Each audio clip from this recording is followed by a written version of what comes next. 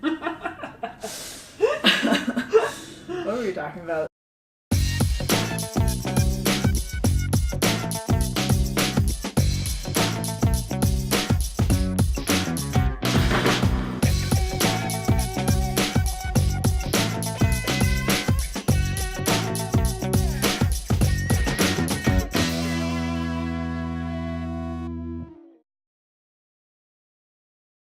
Hey, what's up?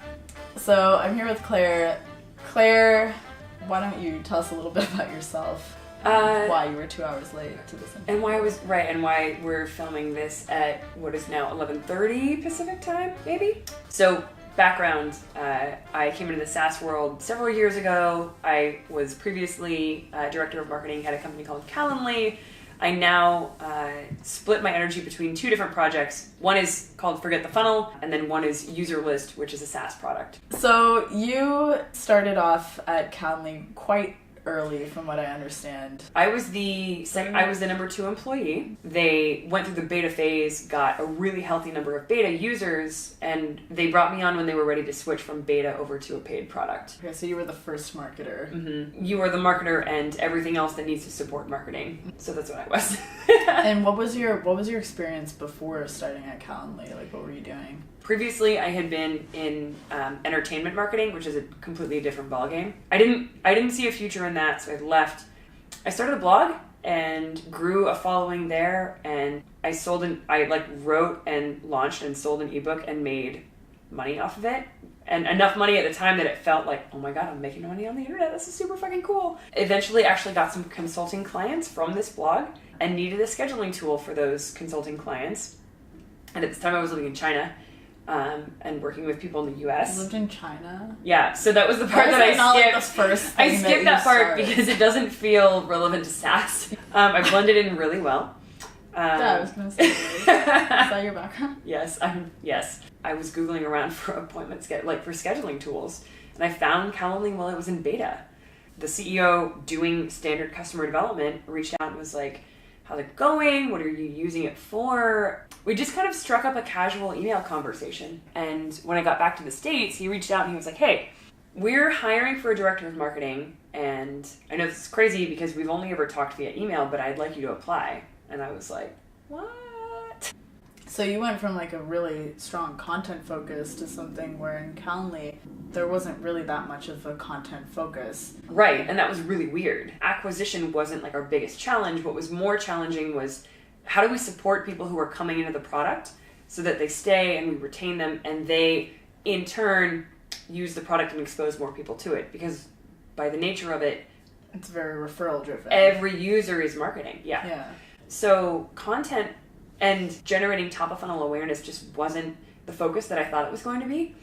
And so I had to totally shift gears and be like, okay, so now I'm going to look at these people who are coming into the product and try to figure out like, what are the gaps in the onboarding experience and how do we support those people? So director of marketing becomes in that case like it's such a generic topic because really I wasn't doing top of funnel marketing like a lot of people do in early SaaS. I was actually doing like activation and retention marketing, which is totally different.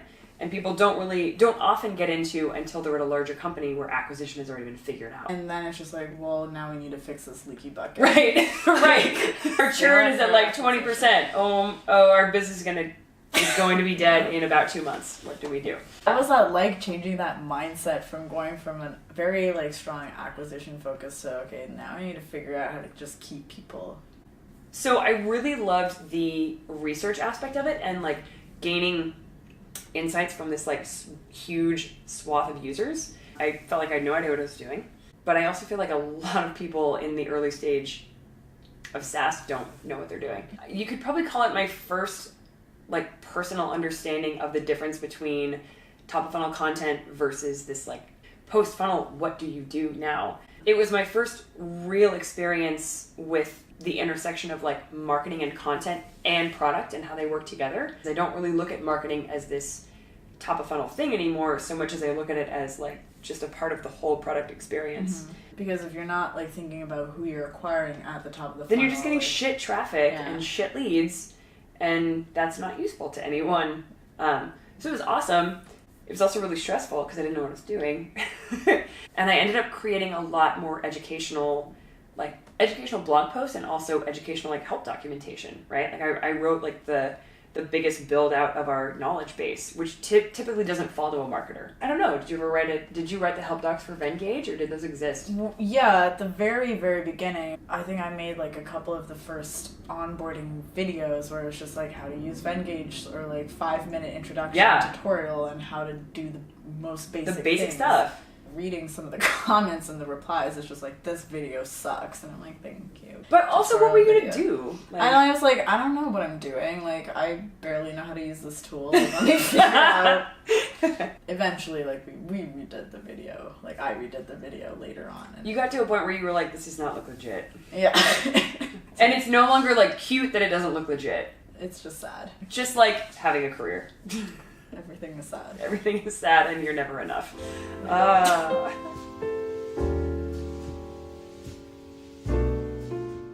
So you create a lot of the help documentation. You were kind of thrown into this position where you're I need to educate users on how to use this product. Yep. And eventually that turned into probably my favorite project of all time while I was there, which was this massive, deep dive research into the different segments of users we'd identified. Much like Vengage, a lot of different types of people use Calendly, right? A lot of people got to schedule meetings. Mm-hmm. We were holy cow, a lot of our customers seem to be in this job title or this job title. What are the differences in how these people are using the product? What's that like? So I went into this big research project where I interviewed a bunch of people in every one of those segments. It was eye-opening. What was your process for interviewing them? How did you actually get them to accept the interview and take time out of the day? Right. How do I get people on the phone? Yeah. What I would legit do is go into our super admin, and I would look up people who had a certain job title. And I don't know how in the weeds you want me to get, by the way. No, get detailed. Start high level and then dive deep. So I'll do high level overall, and then we can go in the weeds until you're chill. Yeah. It's really not, you're way too far in. You'll notice when I start falling asleep. Okay, great. So the high level version is identify which people you need to interview. That's your most engaged, successful people in every segment. Find those people in your CRM or your super admin or your marketing automation platform, whatever you got. Reach out to a bunch of them, knowing only a percentage will say yes, and even a smaller percentage will actually show up, and then have calls with everyone that does show up. Transcribe all those calls, and then start highlighting the patterns. That's the high level version. So the in the weed stuff is do you want me to talk about what an engaged user looks like? That's probably not why as don't useful. you give me a specific example of one of the segments that you wanted to learn from? So a lot of salespeople use Calendly. It's really useful because salespeople got to get on the phone with prospects and close deals. So a salesperson is going to be scheduling a ton of meetings, or if we go a step higher, someone who owns an account with lots of licenses is probably a sales manager who has a bunch of reps. So I want to talk to that person who bought this account with all these licenses, and I want to know what their process was for hearing about it and then being oh, my reps need this, and then buying it. So I would look for people who had that level of admin privilege with a certain number of users, but I would reach out to, I try to get about 10 people per segment on the phone, because per segment 10 people gives you enough patterns to work with. Yeah.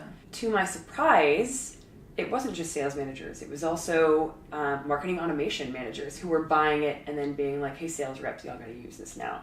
But that was really eye-opening, right?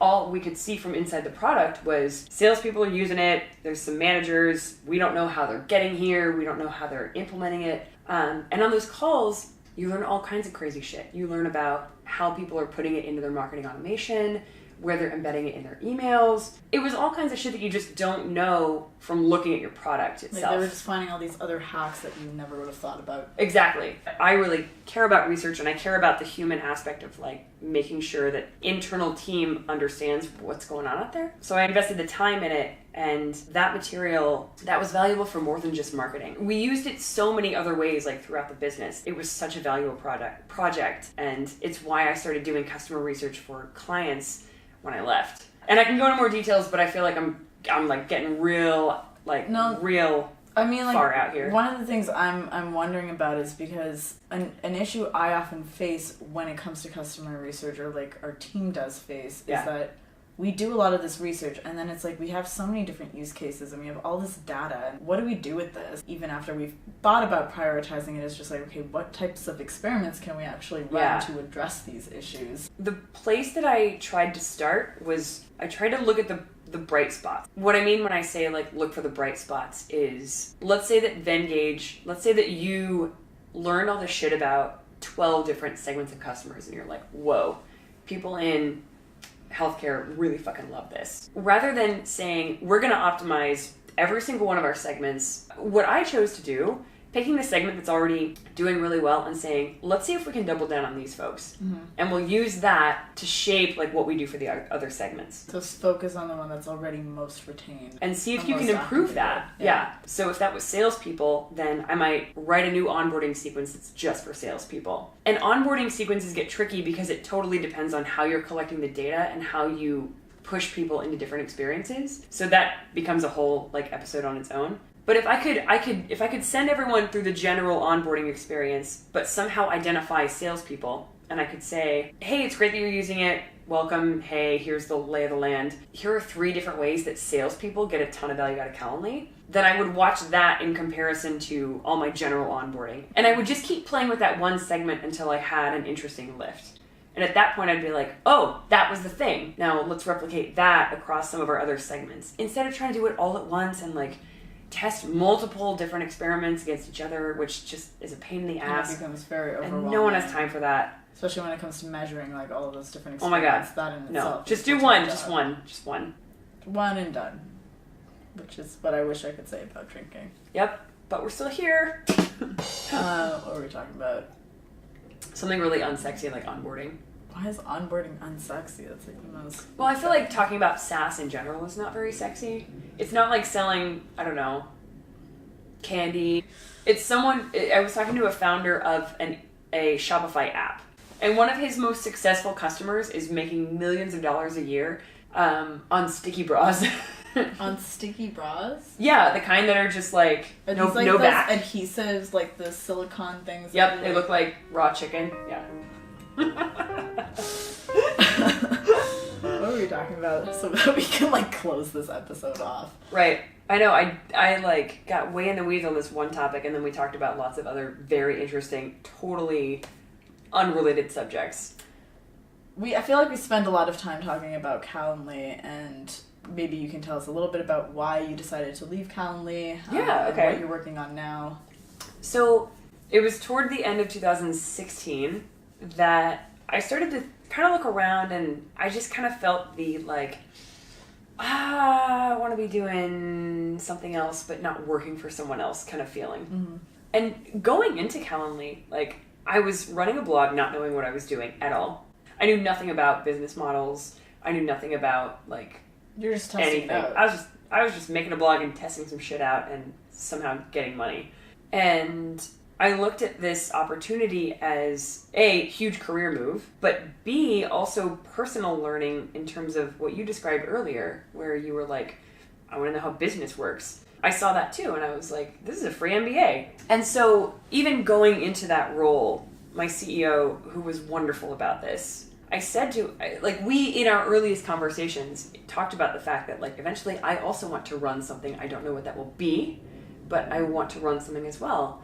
And he was like, cool. I just started to kind of feel that itch at the end of 2016. And he and I had a great conversation in which I was like, I'm feeling that kind of now. So we wrapped up that year and I packaged up all the stuff I was working on so that it could be easily taken over by someone else. And I went into consulting because I just to do something.